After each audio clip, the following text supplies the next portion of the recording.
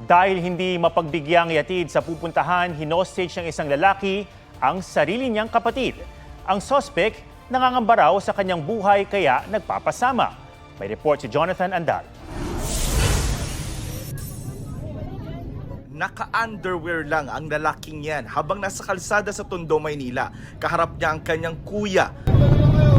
Hostage pala ng kuyang may kutsilyo ang kapatid. Dinala pa niya ito sa isang eskinita. Inabot ng mahigit kalahating oras ang tensyonadong tagpo. Sumuko na lang siya ng sunduin at dumating ang kanilang nanay. Nagtiwala ako sa inyo. Nagtiwala ako. Samahan niyo ako. Naghiyawan at palakpakan ng mga nakasaksi sa insidente habang isinakay ang lalaki sa police mobile. Paliwanag ng suspect, hinostage niya ang kapatid dahil ayaw siyang ihatid sa lilipatan niyang tirahan sa Quiapo.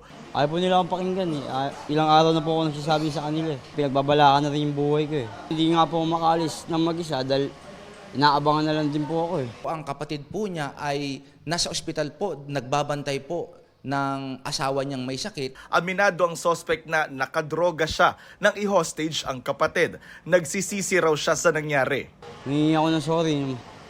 Sana mapatawad ako ng kapatid ko. Walang tinamong sugat ang kapatid pero desidido raw siyang ihabla ang suspect. Gusto po nila bigyan ng leksyon yung kanilang kapatid. Maharap ang suspect sa reklamong grave threat, grave coercion, alarms and scandal at illegal possession of bladed weapon. Jonathan Andal nagbabalita para sa GMA Integrated News.